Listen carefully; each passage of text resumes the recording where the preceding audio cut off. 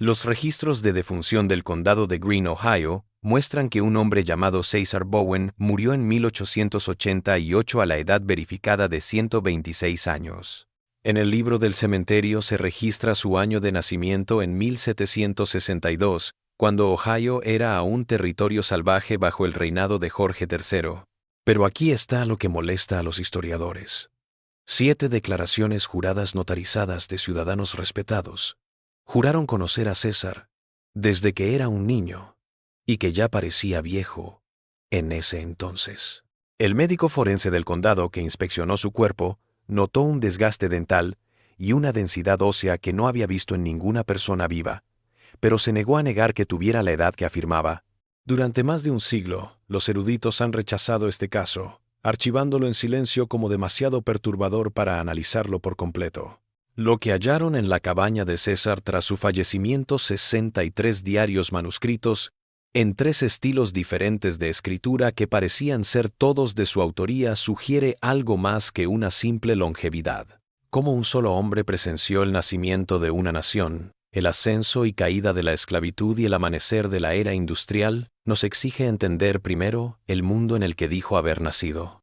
El condado de Greene, Ohio, en la década de 1880, era un lugar próspero, una tierra agrícola ondulante, salpicada de pequeños pueblos donde todos conocían los negocios de todos, o eso pensaban. Xenia, la capital del condado, se había reconstruido tras un tornado en 1874, y el ferrocarril había traído nuevos negocios, nuevas personas. Era un pueblo orgulloso de su pasado abolicionista, un lugar donde se hablaban en voz baja de las rutas del ferrocarril subterráneo, donde la guerra aún modelaba la vida cotidiana.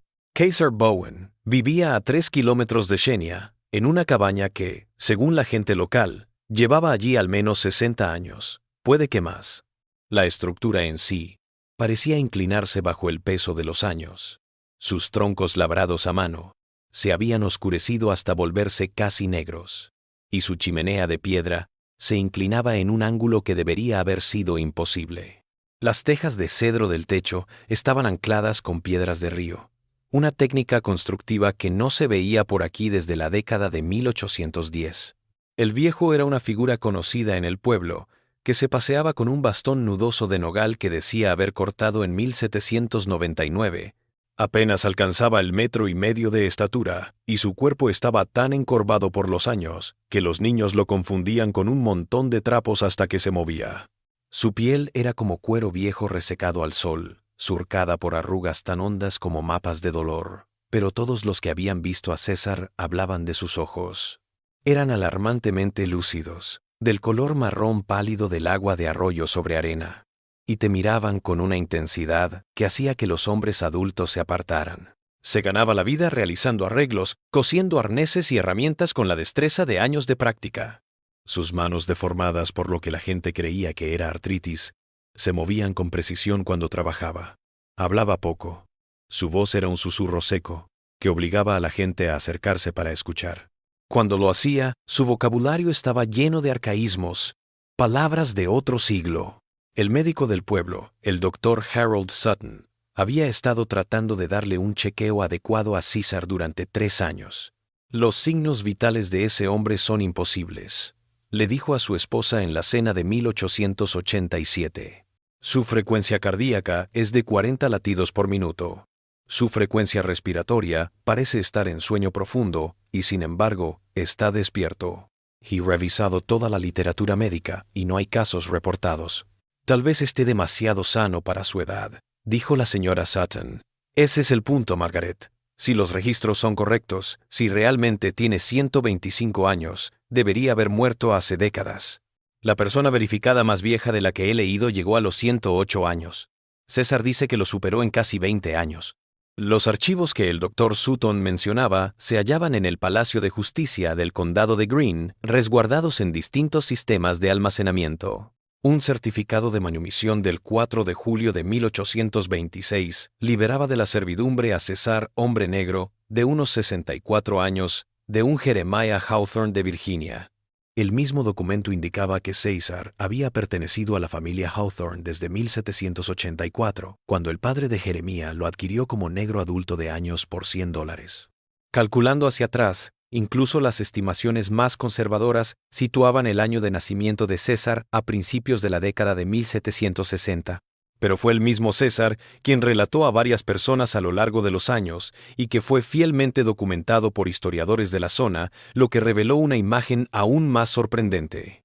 Dijo que recordaba los disturbios del Stamp Act, las crecientes tensiones que llevarían a la revolución. Dijo que había sido un niño cuando la rebelión de Pontiac arrasó la Land, cuando los franceses aún dominaban el valle de Ohio. Contó inviernos tan gélidos que los árboles estallaban por el hielo, y veranos tan calientes que el sol se ponía rojo por los incendios forestales que ardían durante meses. Nací en una granja de tabaco en Tidewater, Virginia, le dijo a un periodista del Xenia Gazette en 1885, en una de las pocas entrevistas largas que dio. Mi mamá tenía 16 años. Murió ese año. Se murió de fiebre. A mi padre nunca lo vi. Fue vendido antes de que pudiera caminar. El amo se llamaba Josiah Warren. Trabajaba 200 acres con 23 almas. Yo era el más chico, el más débil. No pensaron que llegaría a mi primer invierno. El periodista, un joven llamado Thomas Fletcher, había sido enviado a hacer un reportaje de color sobre el habitante más viejo del condado.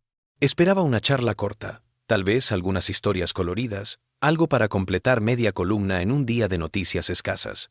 En lugar de eso, pasó 4 horas en la cabaña de César, llenando página tras página de su cuaderno.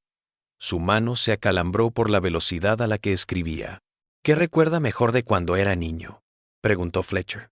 César guardó silencio tanto tiempo que Fletcher creyó que se había dormido. El anciano estaba sentado en una silla junto a la chimenea vacía. Era julio y hacía calor, pero la cabaña se mantenía fresca de una manera antinatural. Finalmente, César habló. El aroma de las hojas de tabaco secándose en el granero, la manera en que la luz se filtraba a través de las paredes toda a rayas, dorada. Las canciones de los barracones por la noche, canciones antiguas de África que ya nadie recordaba lo que significaban, pero cantábamos igual porque nuestras madres las habían cantado, y sus madres antes, y recuerdo estar hambrienta, siempre hambrienta. Nos daban de comer lo suficiente para trabajar, pero nunca lo suficiente para saciarnos. Debe haber presenciado cambios increíbles, repitió Fletcher. La revolución, la fundación del país, la expansión hacia el oeste. Vi imperios caer y levantarse, dijo César. Su voz parecía muy distante. Vi la esclavitud propagarse como una enfermedad por esta tierra, y vi su muerte. Vi ciudades arder. Vi cosas que te romperían la mente si te lo contara. Pero lo más extraño, señor Fletcher, lo que me despierta en las pocas horas que aún duermo, es que lo recuerdo todo, cada rostro, cada voz, cada dolor y cada alegría. Se apilan como rocas en el pecho, sofocando cada aliento. Fletcher escribió el artículo, pero el editor eliminó la mayor parte de las afirmaciones más audaces de César, ya que eran demasiado turbias para un periódico familiar. La entrevista completa, sin embargo, quedó en los archivos privados de Fletcher, y luego se convertiría en evidencia clave. A principios de la primavera de 1887, César comenzó a fallar. Llegaba al pueblo cada vez más raro, y cuando llegaba, se movía con más dificultad. El doctor Sutton atendió en casa. A pesar de las quejas de César de que ningún médico me ha hecho bien nunca, y sospecho que ninguno lo hará. El 12 de octubre de 1887, César Bowen se cayó, no lentamente, sino de golpe, mientras hablaba con su vecino, Samuel Pritchard, un granjero que a veces le traía comida y se preocupaba por ella. Pritchard más tarde declararía a las autoridades sobre ese día. Su declaración se guarda en los registros del condado. Llegué a la cabaña de César alrededor de las 2 de la tarde y lo encontré sentado en su silla como de costumbre, mirando al vacío. Le dije hola. Le pregunté cómo estaba. Se volvió para mirarme. Abrió la boca para responder y luego su rostro cambió. No puedo explicarlo, señor, pero fue como si de repente recordara algo horrible o se diera cuenta de algo que había estado ignorando. Sus ojos se abrieron, su boca se abrió, pero no salió nada. Creí que estaba teniendo un derrame cerebral y corrí a su lado, pero me apartó con fuerza y señaló la puerta. Su significado era claro. Quería que me fuera. Pritchard se marchó y volvió a la mañana siguiente con el Dr. Sutton. Encontraron a César en la misma silla, en la misma posición. Estaba vivo. Reaccionaba a estímulos, pero mudo. Sus ojos lo seguían por la cabaña, pero no decía nada. No intentaba hablar. El médico Sutton lo revisó y no encontró nada malo en su garganta o boca. Es como si se hubiera negado a hablar, anotó el médico en sus notas. Pero ¿por qué un hombre que ha vivido tanto tiempo de repente se encerraría en el silencio? En las semanas que siguieron, la salud de César se deterioró en formas extrañas. Siguió comiendo lo que le traían los vecinos, mecánicamente, sin parecer registrar el sabor o la textura. Nunca dejó su silla junto a la chimenea. Lo más alarmante es que empezó a presentar lo que el Dr. Sutton llamó episodios de confusión temporal.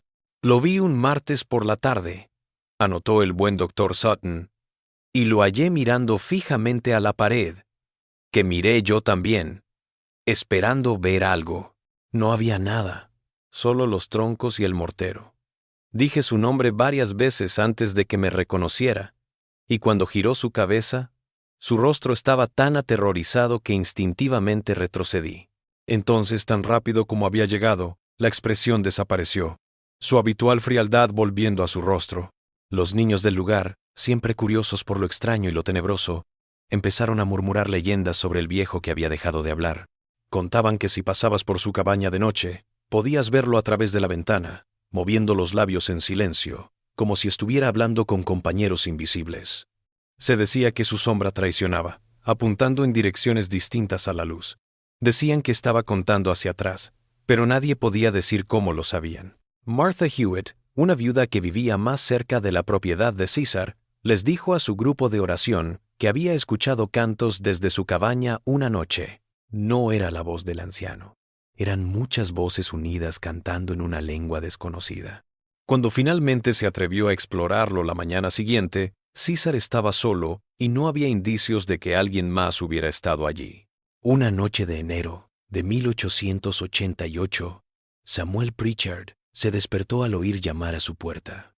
La abrió y vio a César Bowen de pie en la nieve, descalzo y vestido solo con su camisa de dormir, su respiración entrecortada.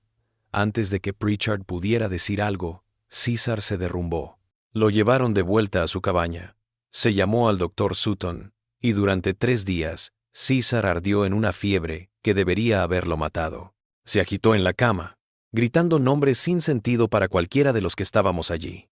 Abigail, Jonas, Scipio, Delilah, Samuel, cada uno seguido de «por favor» o «lo siento» o trozos de conversaciones. «Diles que lo intenté», dijo una vez, sus ojos abiertos pero mirando algo más allá del techo.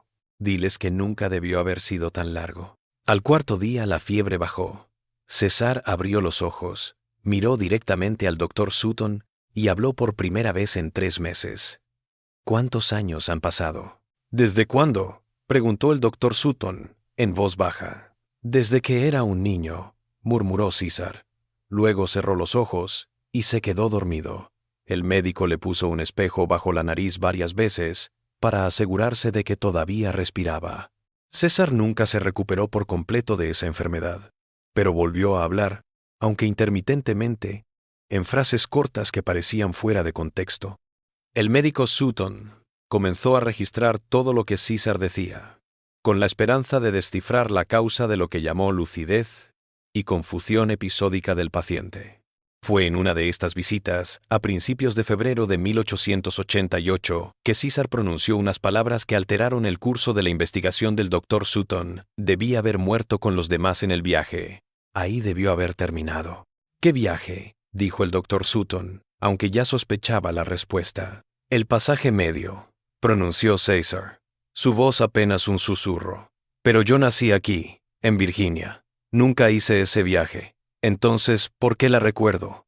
¿Por qué recuerdo la bodega del barco, el olor a enfermedad y muerte, las cadenas en mis tobillos?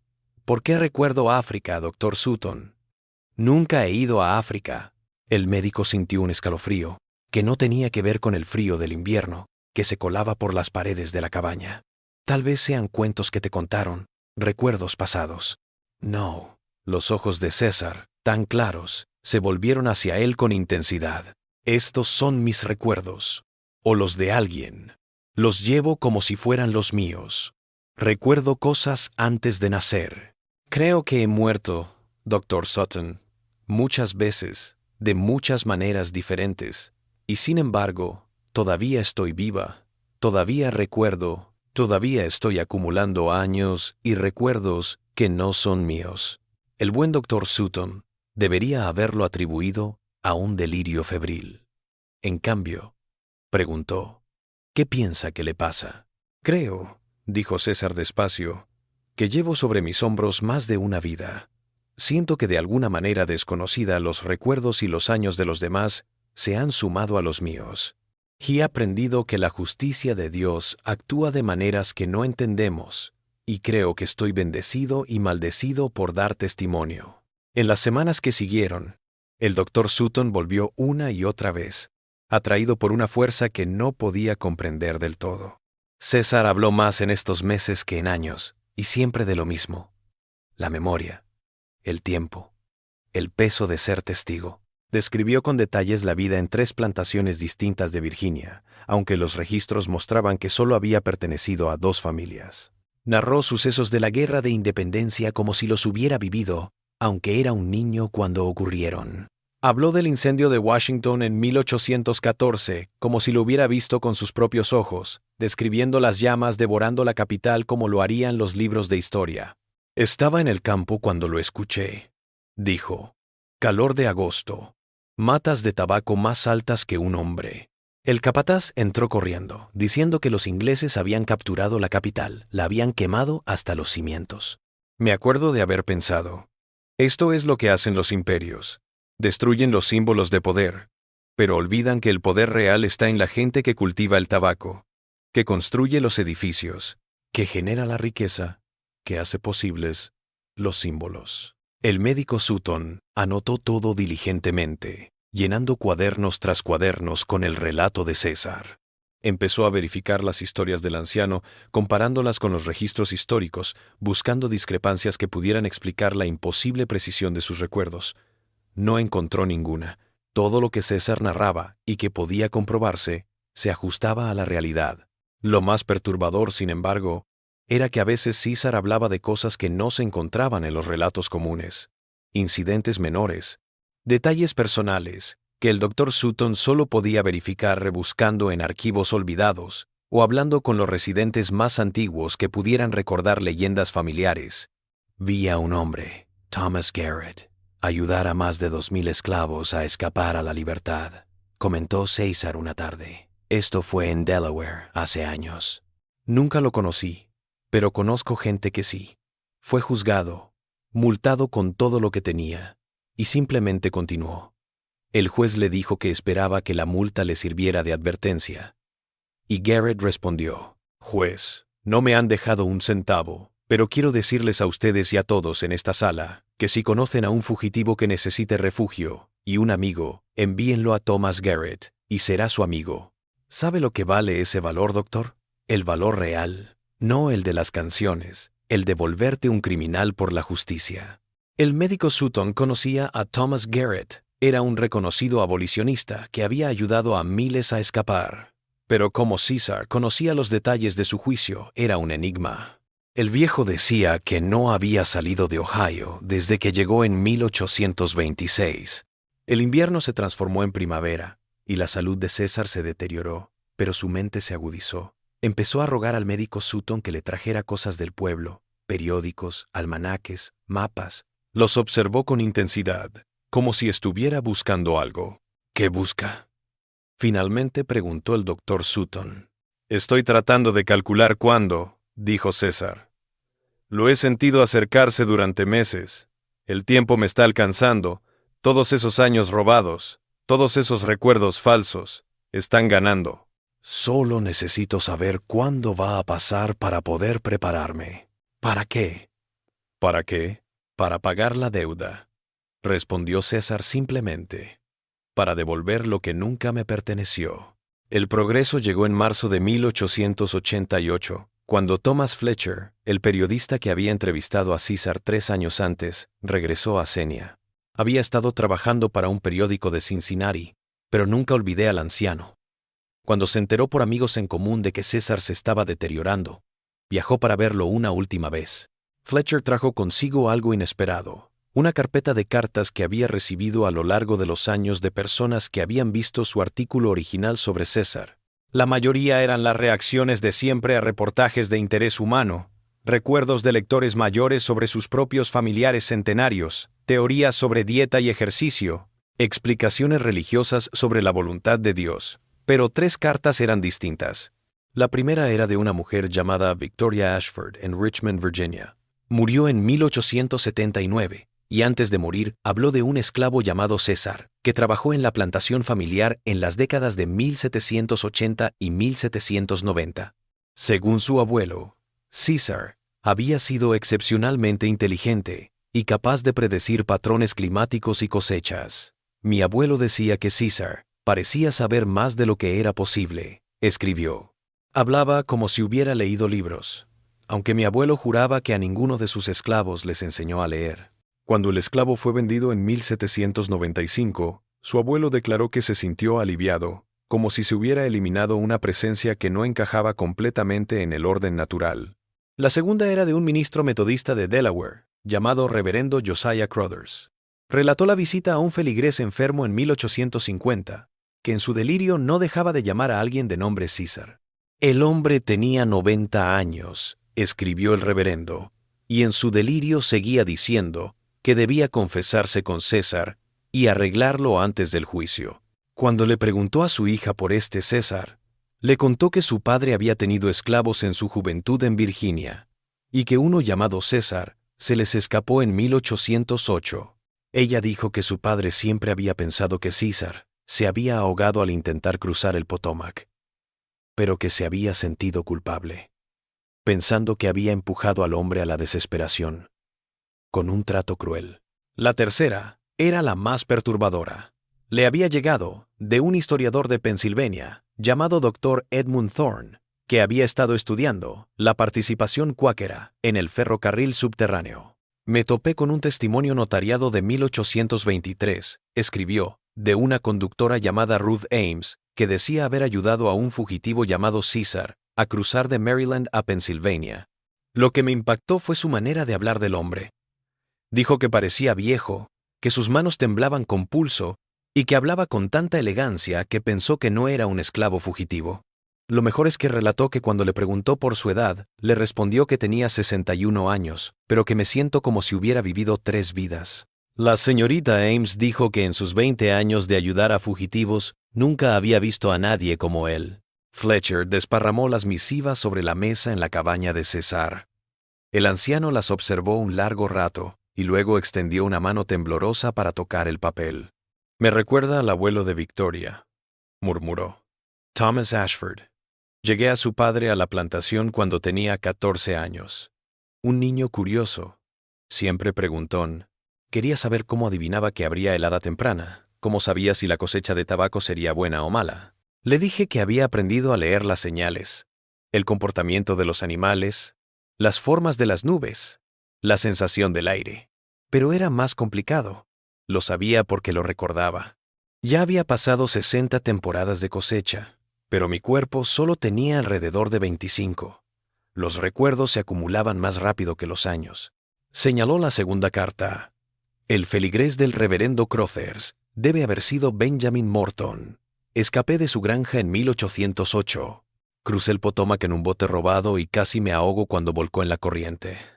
No me ahogué, aunque tal vez eso habría sido una misericordia. Morton era un hombre cruel que disfrutaba haciendo daño. No me arrepiento de haberlo dejado con su culpa. ¿Y Ruth Ames?, preguntó Fletcher, el lápiz volando por su cuaderno. Una santa, dijo César con emoción. Lo arriesgó todo por extraños sin pedir nada a cambio. Me dio de comer, me dio ropa, me dio indicaciones para la próxima casa segura. Me preguntó mi edad y le dije la verdad, tal como la comprendía entonces. 61 años de recuerdos. Mi cuerpo nunca ha coincidido con mi edad. Se detuvo observando sus manos nudosas. Envejece, sí, pero no al ritmo que debería. Es como si el tiempo fluyera a través de mí de manera diferente a como lo hace para el resto del mundo. El doctor Sutton, que había estado escuchando la conversación, se inclinó hacia adelante. César, tengo que preguntarle algo, y necesito que sea sincero. ¿De verdad cree que ha vivido 126 años? No metafóricamente, no llevando las memorias de otros, sino que ha estado físicamente presente durante ese tiempo. César guardó silencio un momento, sus ojos lejos. Finalmente habló. Creo que tengo 126 años. Si los he vivido, es otra cuestión. Vivir es alegrarse, crecer, conectarse. Yo he conocido sobre todo dolor, pequeños instantes de algo más. En cuanto a cómo puede ser, sacudió la cabeza. Tengo teorías, doctor Sutton, pero nada seguro. Lo que sé es esto. Tengo recuerdos de más de un siglo. Me han grabado en actas estatales durante décadas y he continuado respirando mucho más allá de lo que cualquier hombre debería haber vuelto al polvo. ¿Qué teorías tiene?, preguntó Fletcher emocionado. El rostro de César se ensombreció. Había una mujer, dijo despacio, cuando era muy, muy joven, tal vez 10 años. Ella era ya anciana entonces, ancestral, llegada en los barcos negreros desde África. Hablaba poco inglés, pero conocía cosas, plantas, hierbas, ciclos de la naturaleza que parecían magia para un niño. Me adoptó porque era pequeño, débil, moribundo. Una noche, llevó a cabo algún tipo de ritual. No lo recuerdo bien. Me he preguntado si es a propósito, si mi mente se niega a recordarlo. Pero recuerdo sus palabras. Cargarás con el peso de tu pueblo. Recordarás lo que hay que olvidar. Vas a ver la pasión y la libertad. Y vas a dar testimonio. ¿Una maldición, doctor Sutton, o una bendición?, respondió César. Depende de cómo se midan esas cosas. Murió 3 días después, y yo empecé a darme cuenta. Siqua, yo, Menen, y sí, me recuperé de heridas que deberían haberme matado.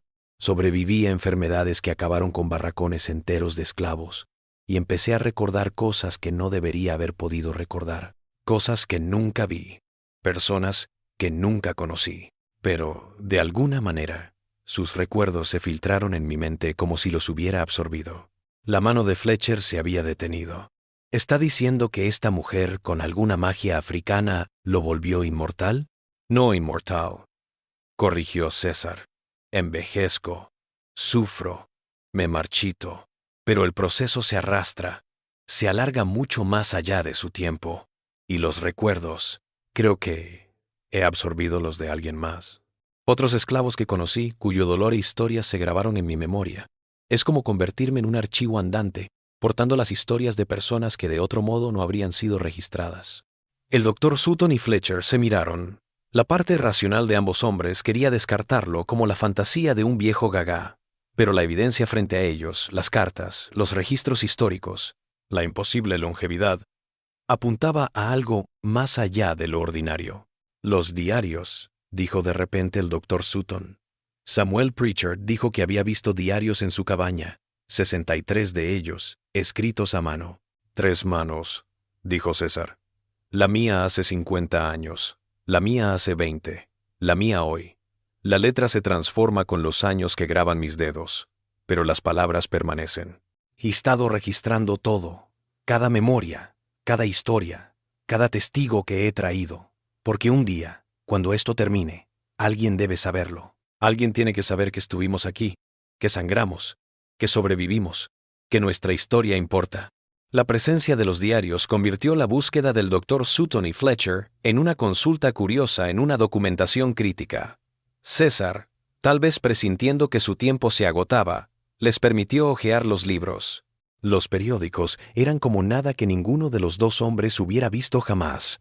Estaban anotadas en toda clase de papel imaginable, pulpa tosca, vitela delicada, el dorso de papeles desechados, incluso corteza de abedul. Algunos eran de cuero, otros cosidos con fibras vegetales. Las más antiguas databan de 1795. La escritura en aquellos primeros diarios era refinada, escolarizada, en contradicción con lo que cabría esperar de un esclavo que decía estar analfabeto.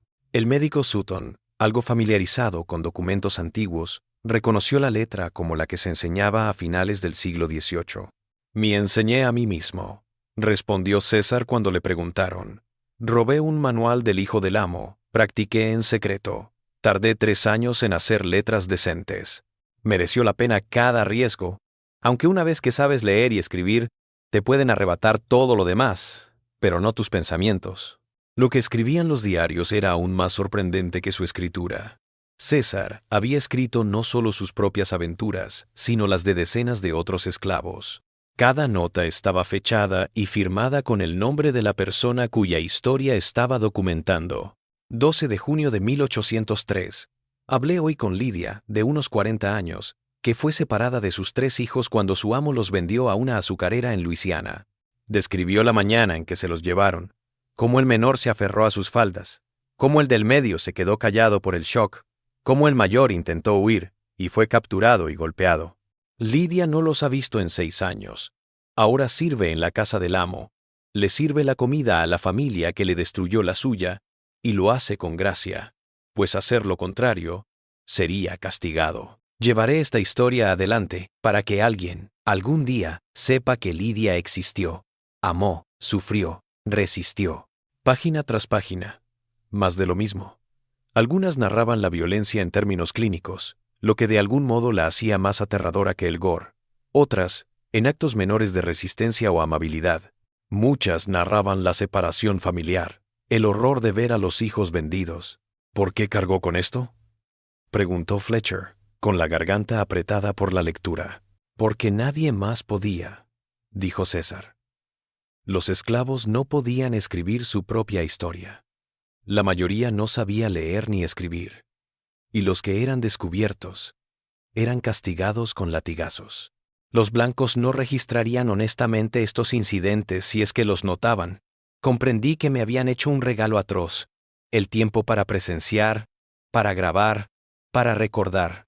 ¿Cómo no iba a utilizarlo? Pero fueron los diarios posteriores, de la década de 1840, los que realmente inquietaron al Dr. Sutton. La letra se había deteriorado un poco, más temblorosa, pero el mensaje era diferente. César empezó a narrar cosas que juraba no haber vivido, sino que recordaba haber visto. 3 de noviembre de 1847. Recuerdo un barco.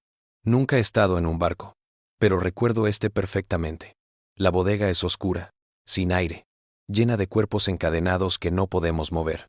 Digo, podemos, aunque no lo recuerdo. Es de alguien más, alguien que nunca conocí. El olor es indescriptible. Heces, vómito, carne podrida. El miedo huele en esa bodega. La gente se muere a mi lado, a su lado, y sus cadáveres permanecen encadenados a los vivos durante días hasta que los marineros los arrastran.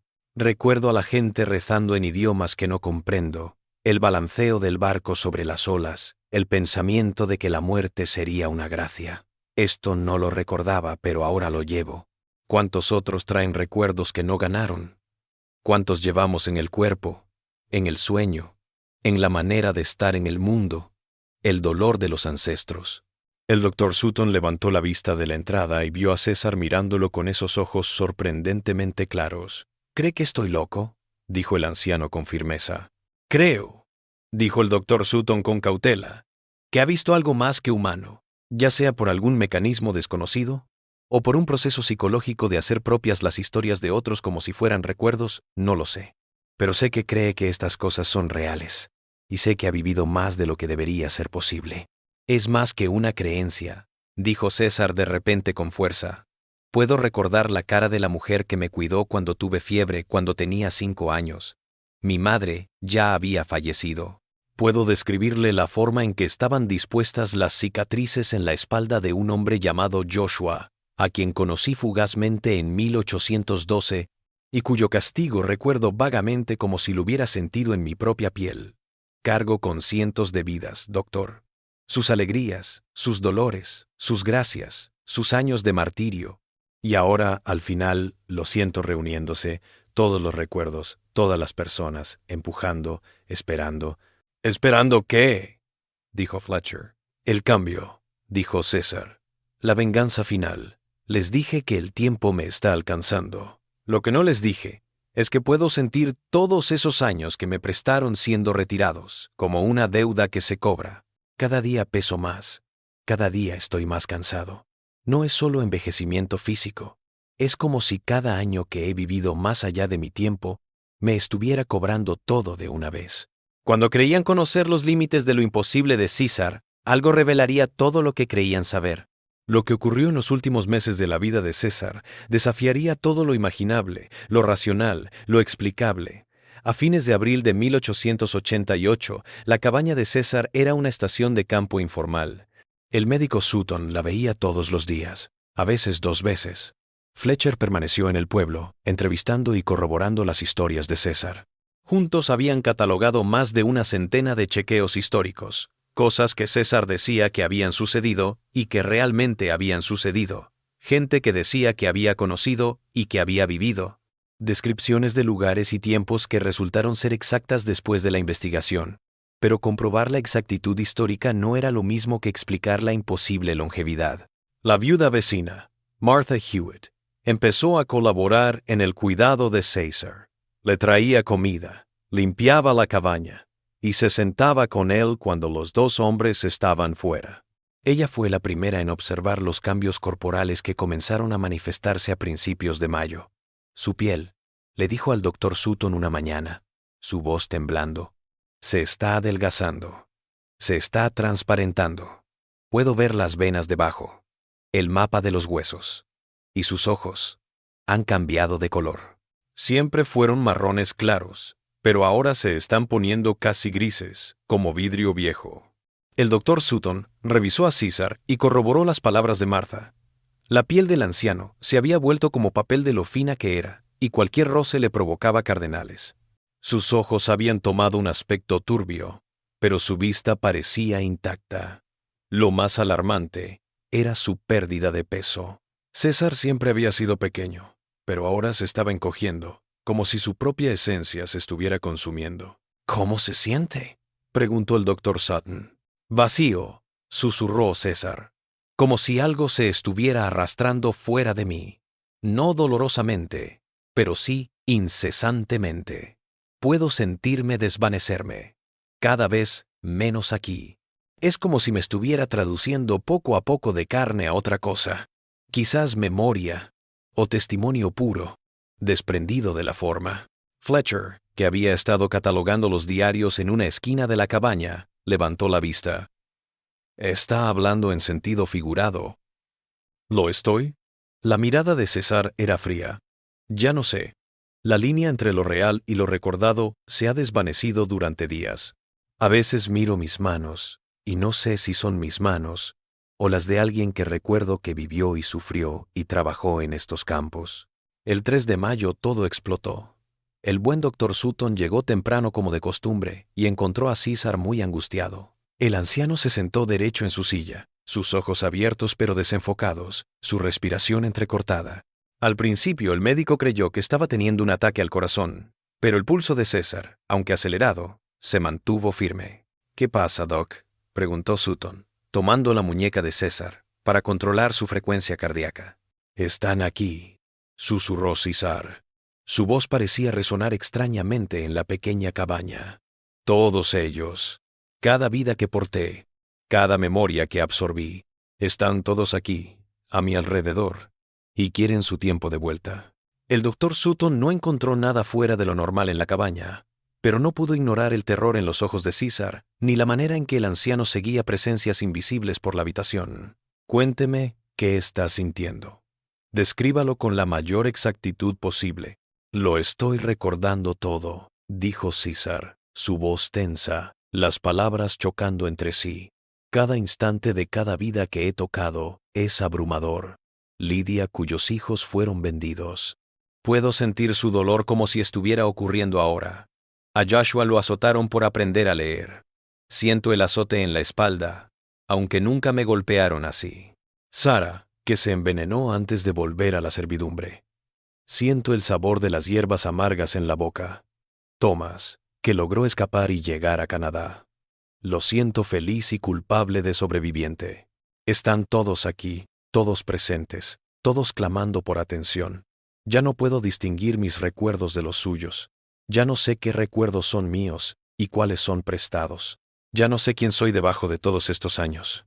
El doctor Sutton anotó todo.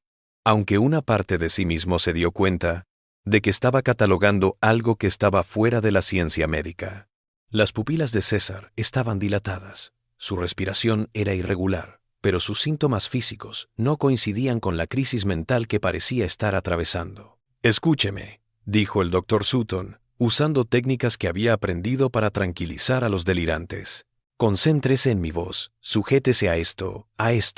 Pero ese es el punto», dijo César, su voz de repente más alta, más suave, inconfundiblemente femenina. «Este momento no es solo un momento, es cada instante que he vivido. Soy César, soy Lidia, soy Joshua, soy Sarah, soy Thomas, soy Abigail, y Jonas, y Scipio, y Delilah y Samuel. Soy la mujer que hizo el ritual cuando era un niño. Soy el niño que fui. Soy el viejo que me he vuelto. Soy todos ellos, y el peso de eso está rompiendo los límites entre ellos». La voz volvió a transformarse a mitad de la oración, más grave, más ronca. Luego volvió a cambiar de acento. El doctor Sutton miró con horrorizado asombro cómo César parecía transformarse en alguien distinto en cada instante, cada uno de ellos hablando por un breve tiempo antes de ceder el paso al siguiente. Fletcher llegó poco después, alertado por Martha Hewitt, quien había escuchado la voz de César y había corrido a buscar ayuda. Juntos, los dos hombres vieron a César mostrar lo que el doctor Sutton solo podía llamar una fragmentación completa de la identidad. Durante los 3 días siguientes, el fenómeno se intensificó. César iba más allá de lo que parecían ser docenas de personas. A veces hablaba en dialectos de diferentes lugares, el acento gula de la costa de Georgia, el acento entrecortado de la costa este de Maryland, el arrastre más suave de Tidewater, Virginia. A veces su voz cambiaba por completo, volviéndose más aguda o más grave, más rápida o más lenta, respondía a varios nombres, narraba escenas como si fuera muchas personas en una sola. «Estoy en el campo de tabaco. El sol me quema la espalda. Tengo 12 años», dijo con voz infantil. Luego, sin titubear, «Estoy en la cocina. Mis manos están manchadas por años de sostener ollas calientes. Estoy viendo jugar a los hijos del amo». Otro, «Corro por el bosque de noche. La estrella del norte me guía. Mis pies sangran. No puedo parar». El médico Sutton lo registró todo con precisión clínica, anotando una página tras otra. Pero en la intimidad, creía estar viendo algo más allá de la medicina. Revisó una y otra vez el estado de César: temperatura, pulso, respiración, reacción pupilar, y no halló nada que justificara la crisis psicológica que tenía ante sus ojos. La noche del 5 de mayo, solo en su habitación de la pensión, el doctor Sutton anotó en su diario: «Soy un hombre de ciencia. Me gradué de una de las mejores facultades de medicina del país. Creo en las explicaciones racionales, en los mecanismos físicos que pueden ser estudiados y comprendidos. Pero lo que veo en César Bowen desafía todo lo que conozco sobre fisiología y psicología humanas. Parece morir y renacer en cada instante de una imposiblemente larga vida. Los cambios de personalidad son demasiado elaborados, demasiado coherentes, demasiado consistentes como para ser una confusión o un delirio. Cada voz que habla a través de él tiene patrones de habla diferentes, recuerdos diferentes, tonos emocionales diferentes. Si no tuviera la evidencia histórica para corroborar sus afirmaciones, juraría que estoy tratando con un caso extremo de trastorno disociativo. Pero la evidencia apunta en otra dirección, en la de que la conciencia y la memoria pueden funcionar de formas que no entendemos, formas que no están limitadas al cuerpo y al cerebro de una persona. Se detuvo, la pluma suspendida sobre la página, y luego agregó: «Me pregunto si lo que estoy viendo es una forma de muerte diferente a cualquier otra. No la muerte de una vida, sino la liberación de muchas vidas que estaban contenidas en un solo y delicado recipiente. Si César ha cargado con las memorias de otros, ¿qué ocurre cuando ese contenedor ya no puede contenerlas? ¿Simplemente desaparecen o hay algo más en juego?» El 6 de mayo, César experimentó un momento de lucidez rara. Se despertó de un sueño agitado, y parecía él mismo de nuevo, o al menos el César que el doctor Sutton y Fletcher habían llegado a conocer. «Les pido perdón a los dos», dijo, su voz débil pero firme. «Vieron algo que no debería existir, pero necesito que comprendan lo que está ocurriendo. Quiero que lo registren, porque esta fragmentación de identidad acumulada puede ser significativa». «Explínenoslo», dijo Fletcher. Lápiz en mano, César sacudió la cabeza, sus ojos enfocándose.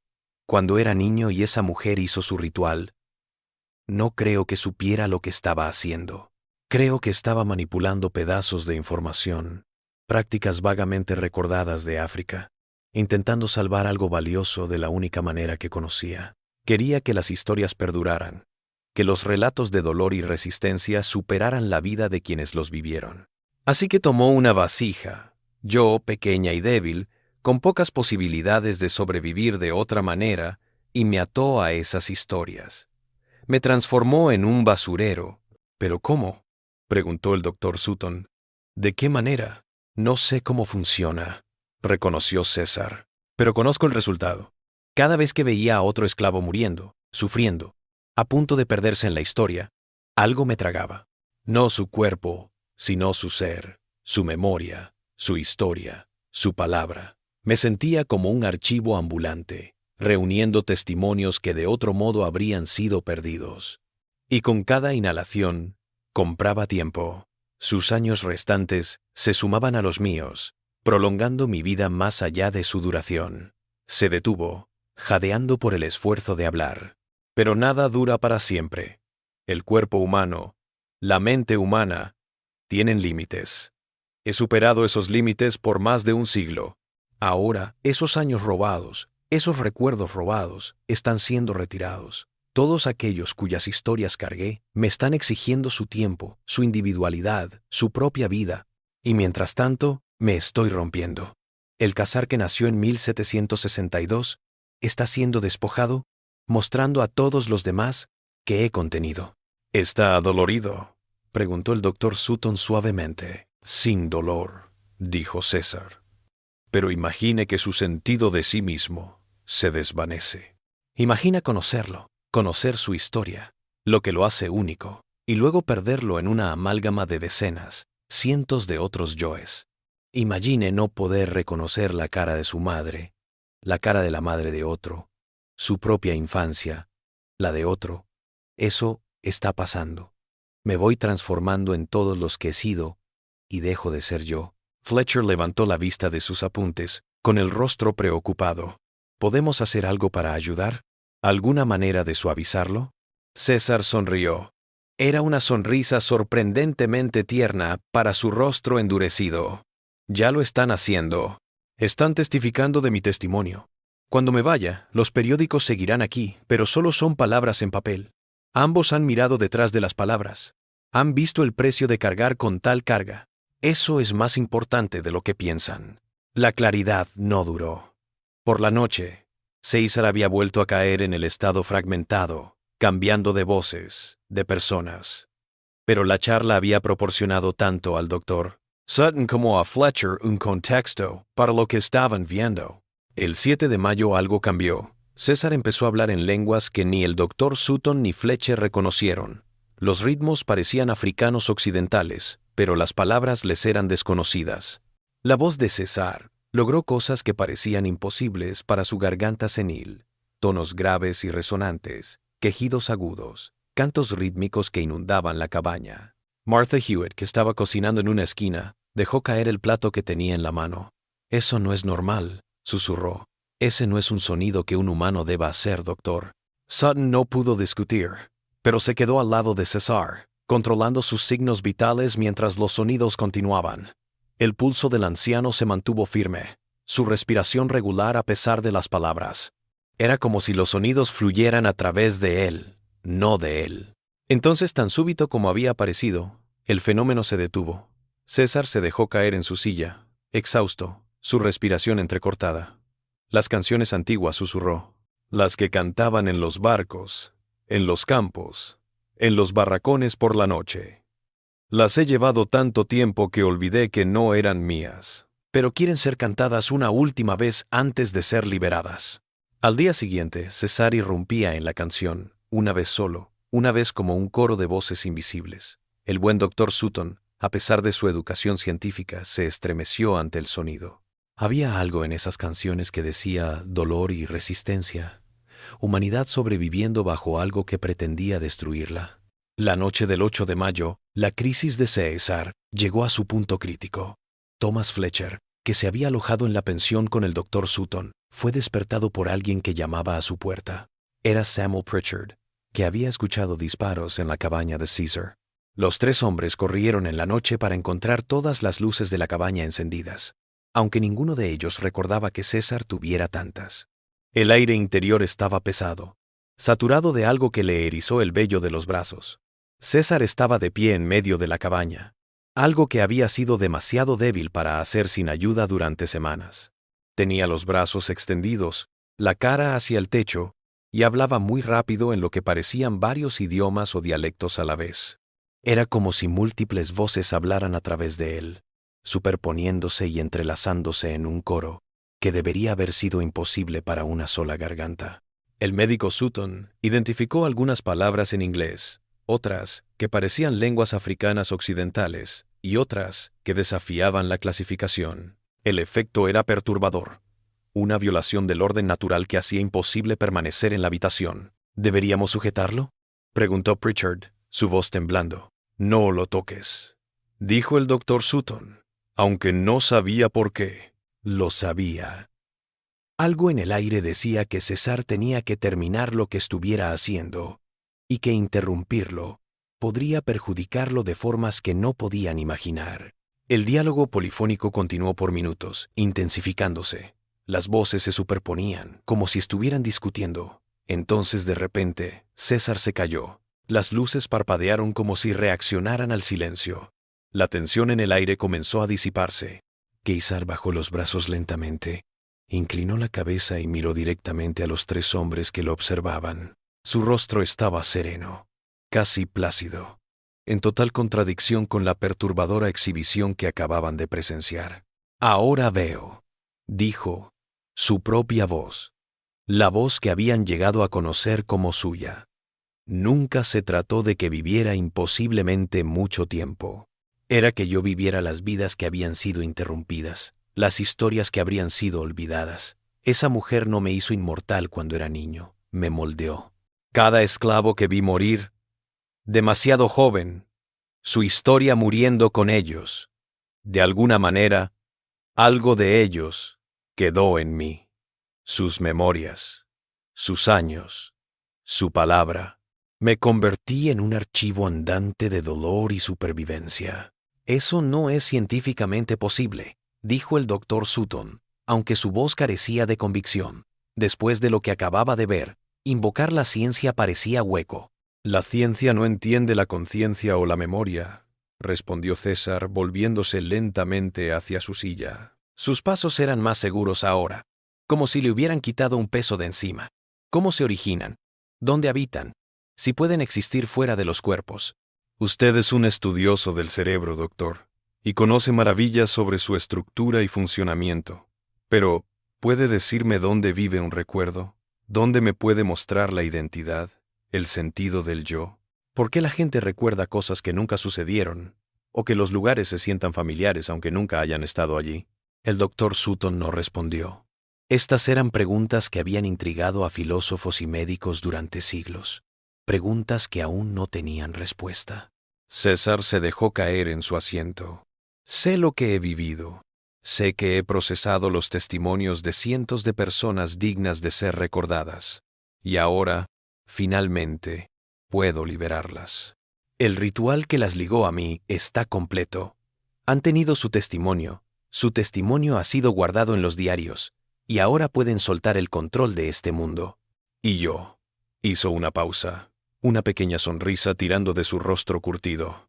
Puedo descansar. La deuda está pagada, repitió en voz baja. El peso se está levantando. Puedo sentir que todos esos años prestados se están desvaneciendo. Por primera vez en años, me siento ligero. Es increíble. Había olvidado lo que era ser solo yo, tener recuerdos solo míos, no cargar con la tristeza y la alegría de los demás, el dolor de tantos. ¿Y eso qué implica, en términos prácticos, qué hacemos ahora?, preguntó Fletcher, aunque ya sospechaba la respuesta. Significa, dijo César en voz baja, que es hora de que muera. Los años servidos están regresando a donde quiera que regresen las cosas. El vaso ha servido. Ahora puede romperse el vaso y derramarse lo que encierra cualquier destino que lo espere. Miró a cada uno de ellos, sus ojos claros y presentes de una manera que no lo habían estado en semanas. Gracias a todos por cuidar de un viejo que no tenía explicación, por registrar lo increíble, por dar fe de los testigos que yo portaba.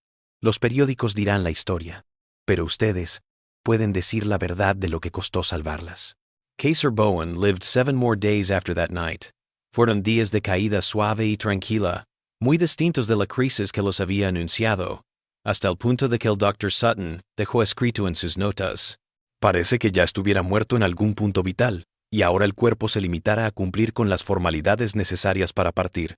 El buen Dr. Sutton se quedó en la cabaña casi todo el tiempo. No quería dejar solo a César. Fletcher seguía yendo a trabajar a los periódicos, pero iba a sentarse con el viejo todos los días, a veces hablando, a veces simplemente estando en compañía. Martha Hewitt traía la comida y atendía la cabaña con silenciosa eficiencia. Samuel Pritchard venía todos los días a ver si necesitaba algo. Caesar solía dormir más, pero cuando estaba despierto, estaba muy alerta.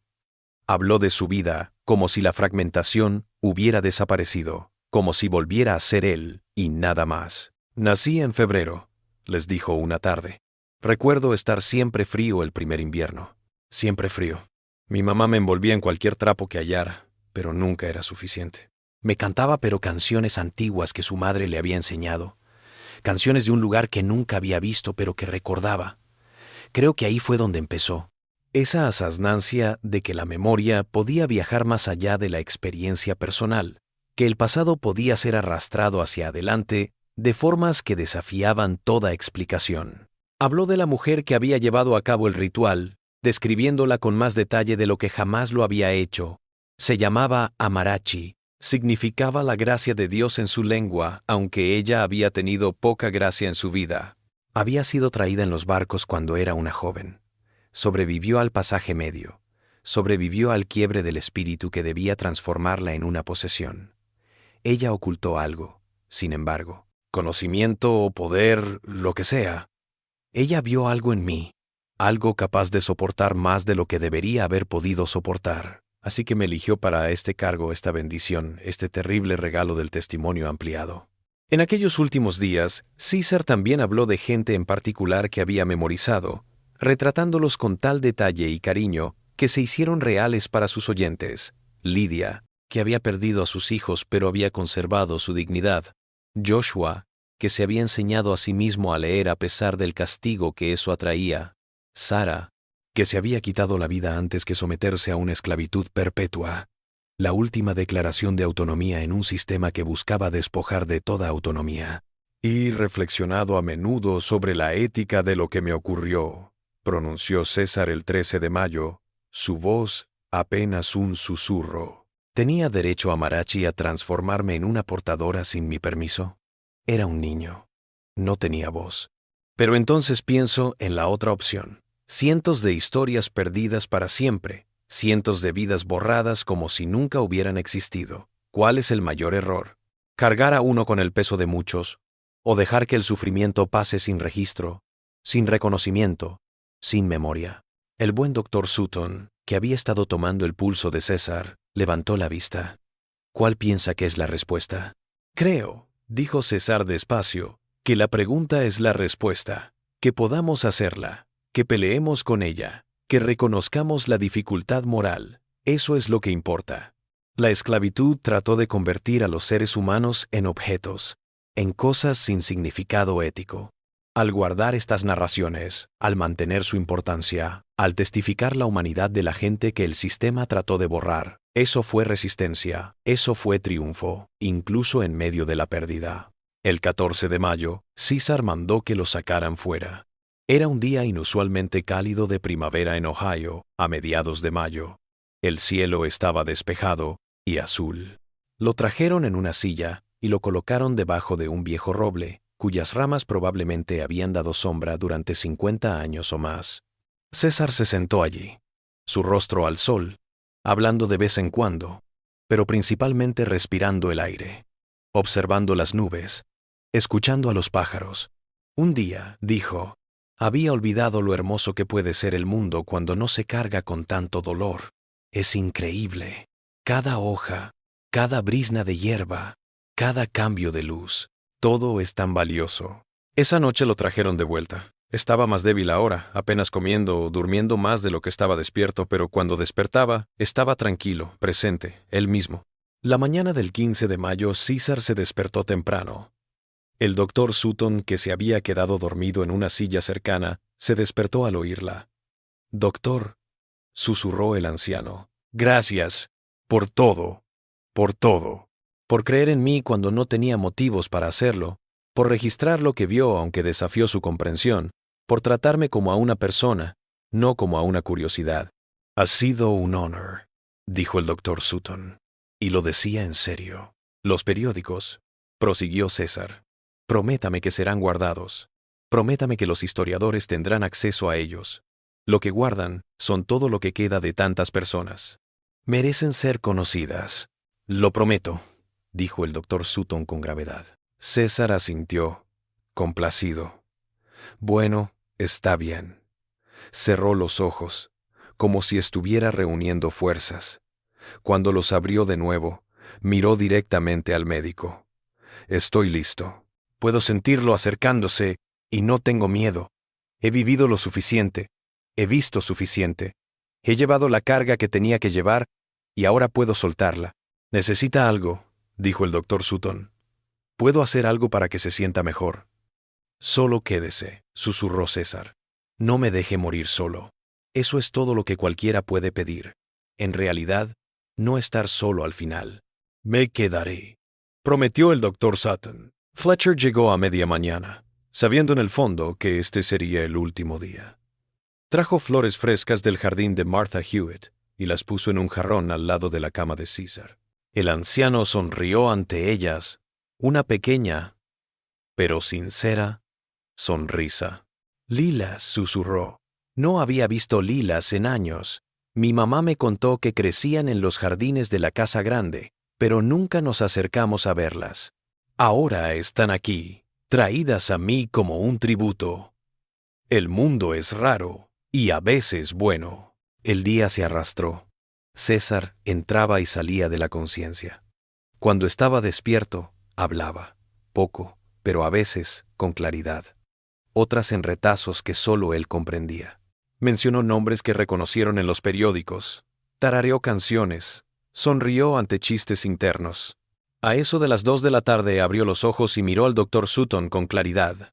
«Gracias por testificar de mi testimonio. Asegúrese de que los diarios perduren. Asegúrese de que se cuenten las historias. Asegúrese de que la gente sepa que estuvimos aquí, que importamos, que nuestro dolor, nuestra resistencia, nuestra humanidad eran reales y merecían ser recordados». «Lo haré», dijo el doctor Sutton, con la garganta apretada. «Lo prometo, César. Su testimonio no será olvidado». César sonrió. Era una sonrisa tranquila que suavizó su rostro endurecido. Eso es todo lo que necesitaba oír. «Basta». Y cerró los ojos por última vez. Su respiración se volvió más superficial, más lenta. Los espacios entre respiraciones se alargaron. El médico Sutton le sujetó la mano, sintiendo cómo la vida se extinguía poco a poco con la parte clínica de su cerebro, mientras la parte humana se lamentaba. A las 2:47 de la tarde, César Bowen exhaló su último aliento. Fue leve, nada dramático. Solo un suspiro, que no vino otro. El doctor Sutton esperó, buscando un pulso, sin encontrarlo. Puso una mano en el pecho de César, buscando un latido. Nada. El cuerpo estaba todavía tibio, tranquilo, la cara del anciano serena. «Se ha ido», dijo el doctor Sutton en voz baja, y Fletcher, que había estado sentado en la esquina, se acercó y se puso de pie junto a la cama. Los dos hombres se quedaron allí, en silencio, ambos conscientes de lo que acababan de ver. Finalmente, el médico Sutton cerró los ojos de César y le subió la sábana sobre la cara. «Avisaré al forense», dijo Fletcher, «y voy a llamar a Martha y a Samuel». El forense del condado, el doctor William Hayes, llegó en 1 hora. Era un hombre pragmático, cuidadoso en sus revisiones, desconfiado de todo lo que no pudiera medirse o comprobarse. Inspeccionó el cuerpo de César con desapego profesional, tomando notas, midiendo. Cuando terminó, miró al doctor Sutton con una expresión de incomodidad. «He sido médico durante 32 años», dijo, «y visto cientos de cuerpos. Esto es, no tengo palabras para lo que estoy viendo». «¿Qué encontró?», preguntó el doctor Sutton. Hayes revisó sus notas. «La estructura ósea es como no he visto nunca en alguien que murió de viejo normal. La densidad está mal. Los patrones de desgaste están mal. El nivel de daño está mal. Los dientes llevan marcas de desgaste que llevarían décadas más allá de su vida útil normal. La piel, lo que queda de ella, muestra signos de envejecimiento que superan cualquier caso registrado en la literatura médica. Los órganos internos». Sacudió la cabeza. «Parecen haber funcionado mucho más allá de lo que cabría esperar». «¿Puede verificar la edad registrada?», preguntó Fletcher. «¿Puede asegurar que tenía 126 años?» «No puedo decirlo solo con el examen físico», reconoció Hayes, «pero tampoco puedo descartarlo. Todas las señales apuntan a una edad extrema, mucho más allá de lo que es humanamente posible. Si me dijeran que este cuerpo tenía 150 años, no podría negarlo con la evidencia. Es imposible, pero eso es lo que los datos muestran». Redactó su informe oficial esa noche, midiendo sus palabras. «El individuo parece muy viejo, aunque la edad exacta es indeterminable por patrones inusuales de deterioro de los tejidos. La estructura ósea indica una longevidad que excede los límites humanos. Desgaste dental, acorde a una utilización muy prolongada. No existe una causa aparente de muerte aparte de la falla sistémica relacionada con la extrema vejez. La edad de 126 años no se puede verificar solo con el examen físico, pero tampoco se puede descartar en vista de la evidencia encontrada. Este caso plantea interrogantes que van más allá del conocimiento médico actual». Kaiser fue sepultado 2 días después en el cementerio Woodland de Xenia, en un lote que el Dr. Sutton compró con su propio dinero. Al funeral asistieron tal vez 30 personas.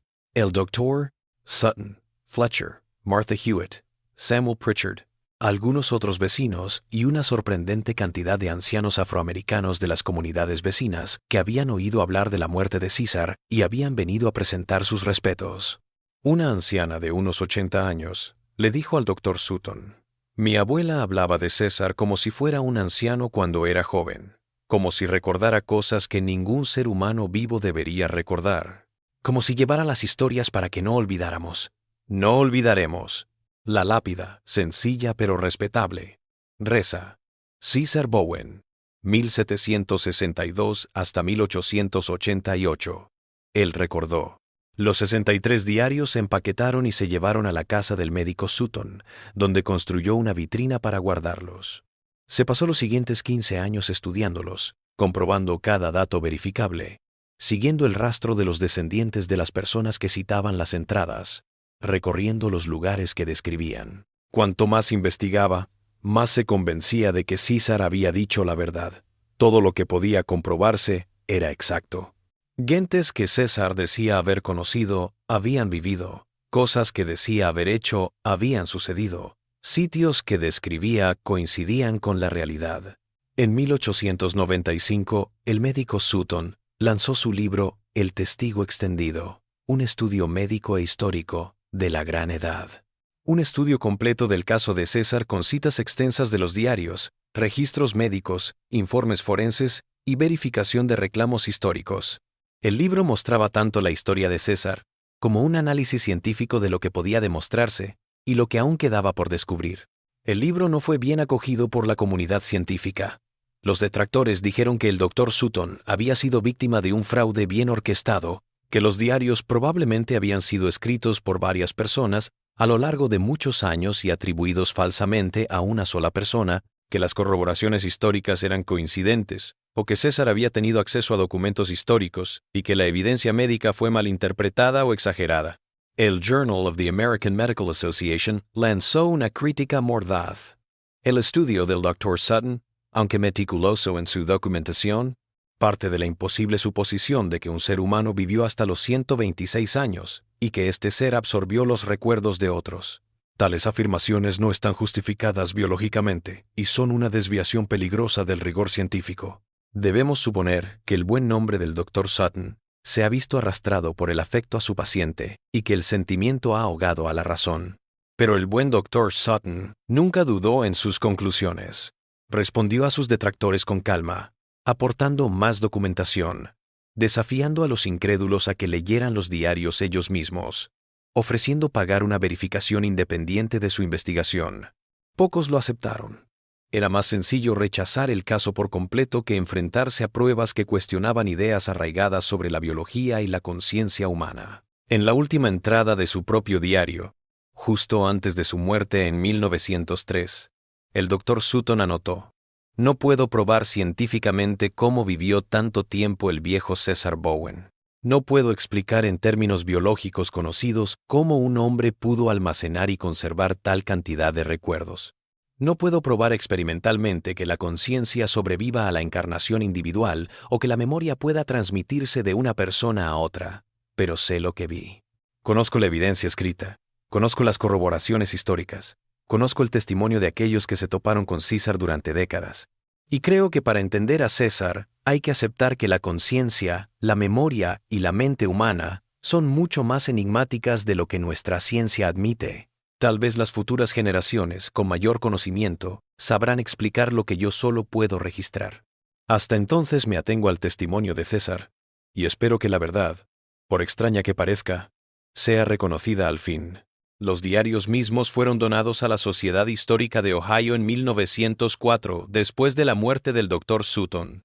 Permanecieron en gran parte sin ser estudiadas durante décadas, catalogadas como curiosidades, revisadas ocasionalmente por eruditos, pero nunca valoradas por completo por lo que eran. No fue hasta los años 60, con el movimiento por los derechos civiles, que el resurgimiento del interés por las narrativas de esclavos reveló los diarios de César. Los historiadores que los analizaron con nuevos ojos reconocieron su riqueza como fuentes de primera mano. Chequearon en detalle decenas de pequeñas afirmaciones, nombres, fechas, sucesos, lugares que César no podría haber conocido a menos que realmente hubiera estado allí o hubiera tenido acceso a fuentes originales que ya no existían.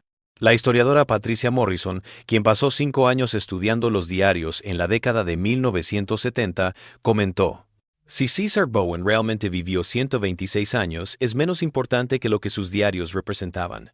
El relato más extenso en primera persona de la experiencia esclava afroamericana en varios estados, décadas, y manifestaciones de la institución. La fidelidad al detalle, la honestidad sentimental, la precisión histórica de las cosas comprobables.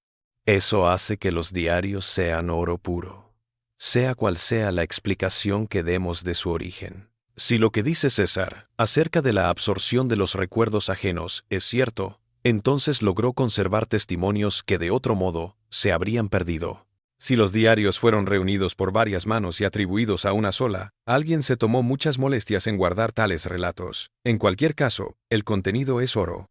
El análisis actual de ADN de cabello guardado en la colección del Dr. Sutton ha arrojado algunos datos, pero nada definitivo. La longitud de los telómeros en las muestras indica una edad celular extrema, mucho más allá de lo que cabría esperar normalmente, pero los investigadores señalan que la degradación de la muestra con el tiempo hace que sea imposible sacar conclusiones firmes. Cómo vivió César Bowen hasta los 126 años sigue siendo un misterio sin resolver. No hay consenso científico sobre si realmente robó los recuerdos y experiencias de otras personas. Los parapsicólogos han dado su caso como ejemplo de conciencia colectiva o transferencia de memoria. Los escépticos dicen que fue un fraude orquestado o un caso extremo de confabulación. Los teólogos lo han atribuido a la mano de Dios o a la experiencia espiritual. Los neurocientíficos admiten que aún no entendemos cómo se codifica la memoria, la conciencia o todo lo que puede hacer el cerebro humano. lo que abre la puerta a lo inexplicable. Lo cierto es que Cesar Bowen sí existió. Los certificados de nacimiento, las escrituras de venta, los papeles de manumisión, los registros del censo, las escrituras de propiedad y finalmente, los certificados de defunción atestiguan a un hombre que vivió en el condado de Greene, Ohio, durante más de 60 años, y que decía haber nacido durante el reinado del rey Jorge III. Lo cierto es que dejó 63 diarios con testimonios minuciosos de la esclavitud. Lo cierto es que varios médicos, forenses y testigos dejaron por escrito su extrema edad y su extraño estado de conservación. Lo que sí es que dedicó sus últimos años a garantizar que el sufrimiento no se olvidara y que la resistencia se celebrara. En el condado de Greene, Ohio, los ancianos aún hablan del viejo que lo recordaba todo, que cargaba con el dolor de su gente, que vio nacer una nación y morir la institución que la había esclavizado. Se refieren a él con asombro y temor, como si reconocieran que hay cosas que escapan a nuestra comprensión, como si reconocieran que en nuestra necesidad de explicarlo todo racionalmente, nos perdemos verdades que operan en otra frecuencia. La cabaña de César permaneció en pie durante 40 años más tras su muerte, deteriorándose con el tiempo. Los lugareños hablaron de cosas extrañas, ruidos inexplicables, puntos fríos, una presencia que los visitantes no podían explicar. En 1928, cuando finalmente fue demolida, los obreros juraron haber escuchado cantos mientras las paredes caían, canciones extrañas en lenguas perdidas, que se desvanecieron cuando se retiraron las últimas tablas. La cabaña permaneció vacía durante décadas. Los vecinos decían que nada prosperaría allí.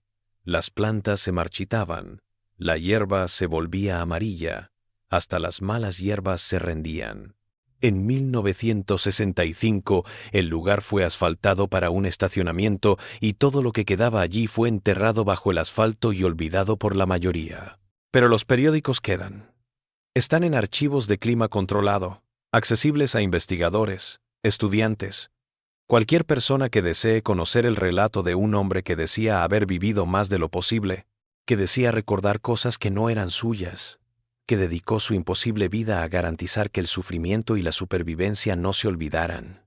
Si Cesar Bowen realmente vivió 126 años, si realmente absorbió las memorias de otros a través de algún proceso desconocido, si el ritual de Amarachi cambió su relación con el tiempo y la conciencia, nunca lo sabremos con certeza. La ciencia puede llegar a crear marcos para entender lo que hoy en día se considera imposible, o el enigma puede quedar sin solución para siempre, como muestra de los límites del conocimiento humano. Pero tal vez la pregunta no es cómo vivió tanto, sino qué decidió hacer con ese tiempo extra. Podría haberla usado para enriquecerse, para vengarse de sus antiguos amos, para cualquier cosa. En cambio, decidió recordar, documentar, testificar. Convirtió su existencia en un cementerio de relatos que de otro modo habrían perecido junto con sus portadores. Decidió rendir homenaje a aquellos que la historia habría olvidado. Al final, tal vez ese sea el secreto y el legado de Cesar Bowen. No la imposible longevidad, sino la dedicación a darle voz a aquellos que la historia habría olvidado. Su relato nos invita a reflexionar sobre qué decidimos recordar, a quiénes escuchamos y si estamos dispuestos a aceptar que algunas verdades van más allá de la evidencia empírica. Nos invita a plantearnos si la conciencia y la memoria podrían funcionar de formas que aún no entendemos, si la frontera entre las personas podría ser más porosa de lo que pensamos, si el dolor y el testimonio pueden dejar rastros que perduran más allá de los cuerpos y cerebros individuales, y nos recuerda que los enigmas más grandes no se encuentran en lo sobrenatural o lo extraordinario, sino en lo más profundo de la condición humana, en la resistencia del espíritu humano y en lo que la gente hará para garantizar que la verdad prevalezca, que el dolor sea reconocido y que los muertos no sean olvidados.